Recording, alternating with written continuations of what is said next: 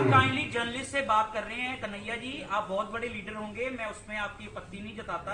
Kindly media को BJP का मत समझिए। अरे सुनिए ना, ये हमको मत पूछिए। मनमोहन आप मीडिया को सस्ता हुआ था, लेकिन मीडिया को अपनी साथ खुद बचानी पड़ेगी। कौन से मीडिया हाउस से हैं? मैं सर अपना चैनल चलाता हूँ गोलमाल न्यूज। अच्छा ठीक है, गोलमाल है भाई, सब गोलमाल है। आप ठीक है, देंगे, हो गया ठीक है।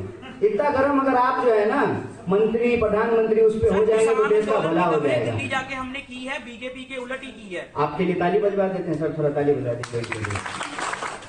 क्यों इतना गुस्सा हो गया? हम पे गुस्सा होकर के आपको क्या मिलेगा? सर आप गुस्सा वाली बात कर रहे हैं ना कन्हैया जी, आपने बहुत बातें बीजेपी के खिलाफ बोली, लेकिन देश में सबसे ज्यादा राज कांग्रेस पार्टी का रहा है। ना तो अनएम्प्लॉयमेंट वो खत्म कर सके, ना तो जो मुद्दे आपने उठाए कि गरीबी या उनका उद्धार, ना तो कांग्रेस पार्टी कर सकी।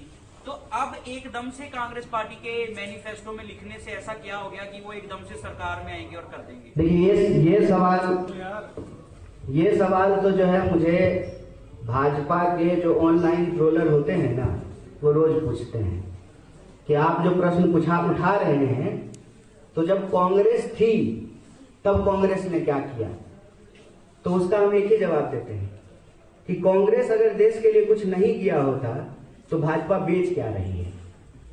कुछ बना करके रखा था उसी को तो बेच रही है। और आप मुझे बताइए, जो मैं आंकड़े आपको दे रहा हूं, तो मैं कह रहा हूं जब कि 2014 के बाद से बेरोजगारी बढ़ गए हैं, तब भी आपके दिमाग में यही सवाल है, कौन चूरन खाए हैं साहब? जब बेरोजगारी बढ़ रही है ना भाई, तो 14 में जब 14 से पहले कम थी तो कांग्रेस कुछ कर रही होगी। सर मनमोहन सरकार, जवाब देने दीजिए। मनमोहन जी बोलिए जिसे मोदी जी बोलते हैं। मनमोहन जी भी जो है ना चपरासी नहीं थे जैसे आप मनमोहन बोल रहे हैं। आप काइंडली जर्नलिस्ट से बात कर रहे हैं कन्हैया जी, आप बहुत बड़े लीडर होंगे, मैं उसमें आपकी आपत्ति नहीं जताता। काइंडली मीडिया को बीजेपी का मत समझिए। अरे सुनिए ना, ये हमको मत पूछिए। मनमोहन मीडिया को सस्ता हुआ था, लेकिन मीडिया को अपनी साथ खुद बचानी पड़ेगी। कौन से मीडिया हाउस से हैं? मैं सर अपना चैनल चलाता हूँ गोलमाल न्यूज। अच्छा ठीक है, गोलमाल है भाई, सब गोलमाल है। आप ठीक है, देंगे, हो गया ठीक है। इतना गरम अगर आप जो है ना मंत्री प्रधानमंत्री उस पर हो जाएंगे तो देश का भला हो जाएगा। दिल्ली जाके हमने की है, बीजेपी के उलट ही की है। आपके लिए ताली बजवा देते हैं सर, थोड़ा ताली बजवा दीजिए। क्यों इतना गुस्सा हो गया? हम पे गुस्सा होकर के आपको क्या मिलेगा? सर आप गुस्सा वाली बात कर रहे हैं ना, फिर हम कर रहे हैं गुस्सा वाली बात। मनमोहन सरकार में क्रूड ऑयल सस्ता हुआ, लेकिन पेट्रोल सस्ता नहीं हुआ, जिसकी सबसे बड़ी वजह थी 2014 में सरकार गिरना। किसकी सबसे बड़ी वजह थी? पेट्रोल सस्ता ना होना सर, अच्छा एक बात सिलेंडर सस्ता ना होना। ठीक है, तो मनमोहन जी की जो सरकार थी, जिसे मोदी जी आप बोलते हैं, वो भी देश के प्रधानमंत्री ही थे। उनके खिलाफ बहुत कुछ बोला गया। प्रधानमंत्री स्वयं जो मौजूदा है, उन्होंने कहा कि पता नहीं उनके बाथरूम में कैसे चले गए थे। बोले कि मनमोहन जी जब नहाते हैं ऐसे रेनकोट पहन करके नहाते हैं। ये प्रधानमंत्री जी का बयान है, मोदी जी का। ये बयान आपको ठीक लगता है? नहीं, गलत है, निंदनीय है। निंदनीय है ना? कहिएगा अगली बार आप अपने एपिसोड में मनमोहन जी के पक्ष में। मैं ये कह रहा हूँ कि क्रूड ऑयल उस वक्त कितना था 2014 में? बताइए, मनमोहन जी की जब सरकार थी तो। सर मेरे को इस समय आंकड़े नहीं यार, लेकिन महंगा सस्ता हुआ था, लेकिन रेट देश में नहीं घटे थे। नहीं, क्या बात करते हैं? 500 रुपए में गैस का सिलेंडर मिल रहा था, 1000 रुपए में गैस का सिलेंडर मिल रहा है, और आप कह रहे हैं महंगाई नहीं बढ़ी थी। कौन सा ऐसा चीज है, कौन सी ऐसी चीज है, आप मुझे बता दीजिए। चाहे वो खाने की चीजें हो, गैस हो, पेट्रोल हो, डीजल हो, जिसके दाम अप्रत्याशित तरीके से नहीं बढ़े हैं।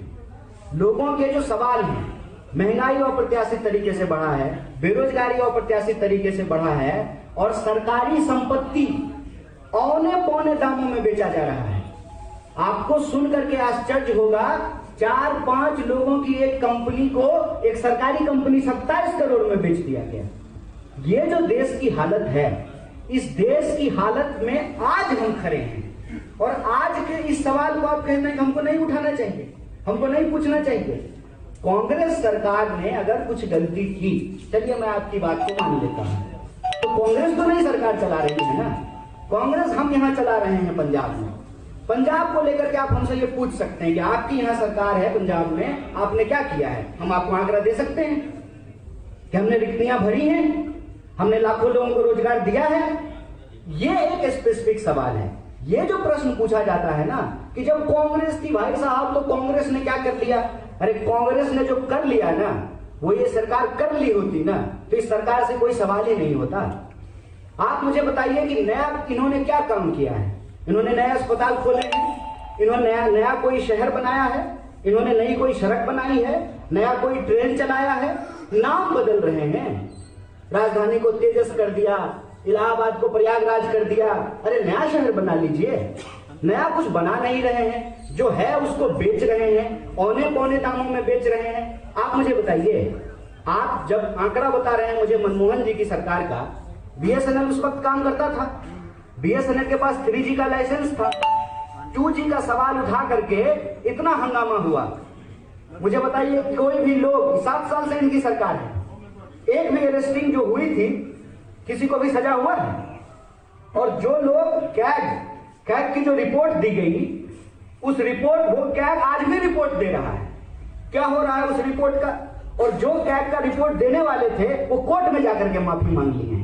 एक ईमानदार, पढ़ा लिखा, समझदार व्यक्ति जो इस देश को चला रहा था उसके बारे में तमाम तरीके के दुष्प्रचार करके उनकी सरकार को गिराएगी। और उस सरकार के खिलाफ जो तथाकथित भ्रष्टाचार विरोधी आंदोलन था, उस आंदोलन से निकले हुए लोग कहां हैं? जनरल वीके सिंह कहां हैं? वो क्या नाम है उनका, किरण बेदी कहां हैं? कहां हैं सब लोग? भाजपा में जाकर के मंत्री बनकर के बैठे हुए हैं, राज्यपाल बनकर के बैठे हुए हैं।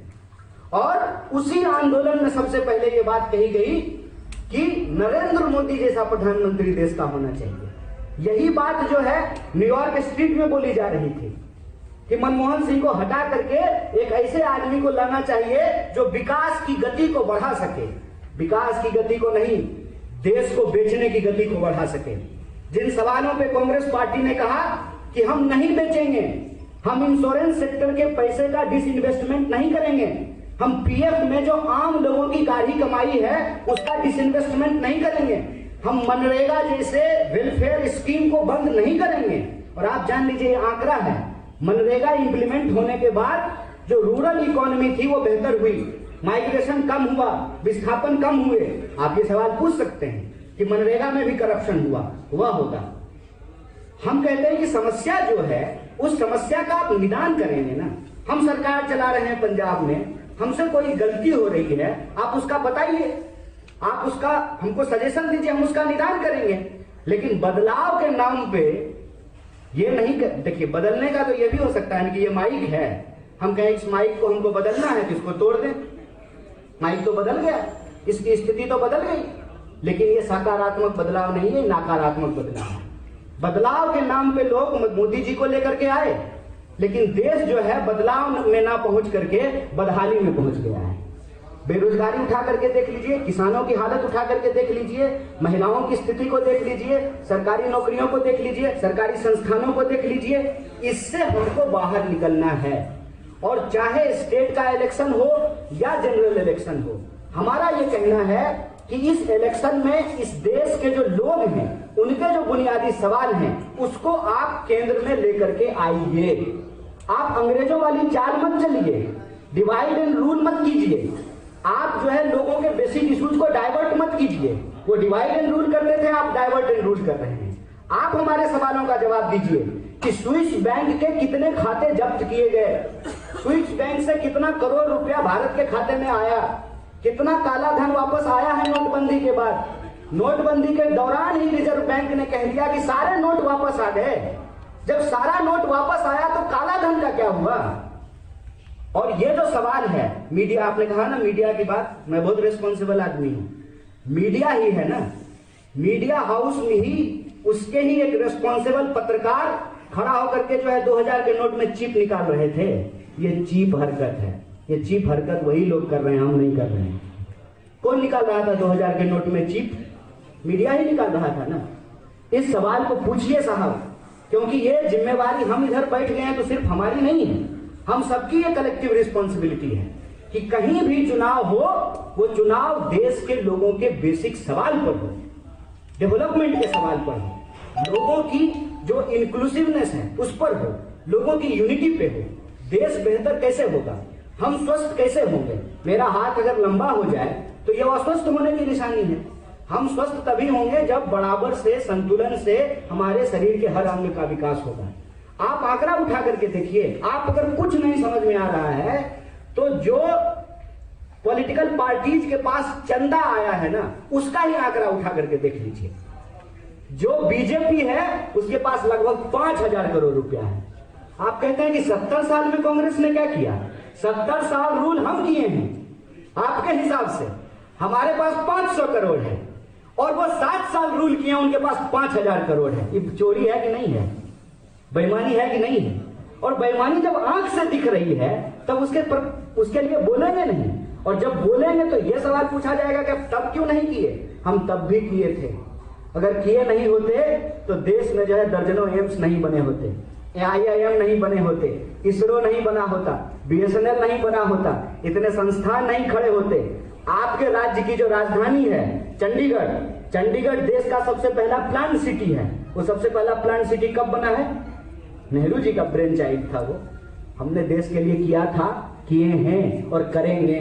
और हमको दर्द भी इसीलिए हो रहा है, कहते हैं जाके पैर न फटे बिबाई, वो का जाने पीड़ पड़ाई। हम ये देश बनाए हैं, इसीलिए देश के लिए दर्द हो रहा है, और देश कैसे बेहतर हो सके इसीलिए उन सवालों को लेकर के आपके बीच में आए, उन सवालों को उठा रहे हैं। आपने कहा कि हम मीडिया हैं, हम आपसे भी यही आग्रह करते हैं कि आप भी इन सवालों को उठाएं और देश के पॉलिटिकल डिस्कोर्स को रोजी रोटी, कपड़ा, मकान, शिक्षा, स्वास्थ्य, सड़क, बिजली, पानी पे हम केंद्रित करके रखें। जाति और धर्म के नाम पर जिन सवालों को गुमराह करने की कोशिश की जाती है उन सवालों को हम खारिज करें और हमारे जो बुनियादी सवाल हैं उसको हम केंद्र में लेकर के आए।